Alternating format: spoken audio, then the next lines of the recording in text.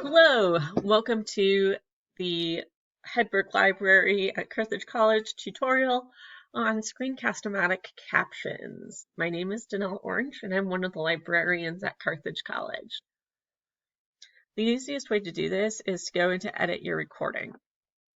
This is important because if you don't edit your recording, that means that it might not save and you can't necessarily edit those captions. This is the easiest way to do this. I would also highly recommend cutting your video if you need to, if you've made mistakes and you need to edit it, that you do those cuts first and then do your captions. To add captions, click Add Captions to this recording down here.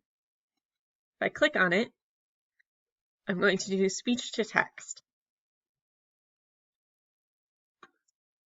That will start the captioning process. This captioning process will take a little bit of time to go through all of the video and try to predict what you just said. As you can see, each of these sections has timestamp. If I'm not sure if this is a correct caption for this area because I'm not 100% sure exactly what I said, I will hit play. Hi, welcome to the Carthage College tutorial on how to use. All right, so I can already see that there's a mistake.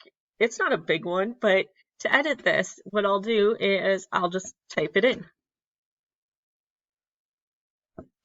And as I go through, anytime I'm playing my video, so if I want, I can just hit play. That includes captioning.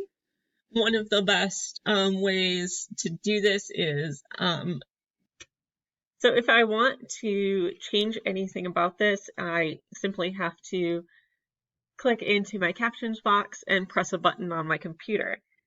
So if I press play again, basically you can open up a phone call. As soon as I hit space, it stopped my playing of the recording. And that means I can edit it now. And this just makes things really, really easy for you to do those edits that are needed. Sometimes your video will be less easy to hear, and this is useful for your students. It's an accessibility requirement, and it is something that does need to be done on all of your recorded content. This tool makes it a lot easier.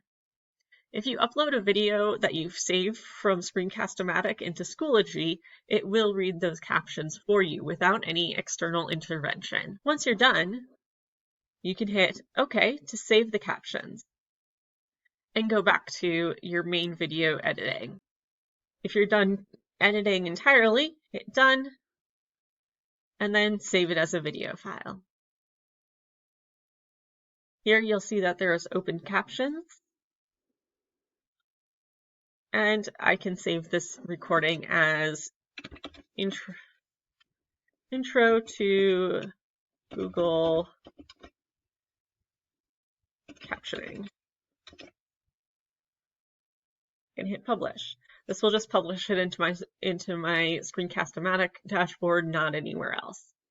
But this has been a quick tutorial on how to caption your Screencast-o-matic. Again, my name is Danelle Orange. I'm one of the librarians at Hedberg Library. If you have any questions or need additional assistance, please email help@carthage.edu. Thank you and have a nice day.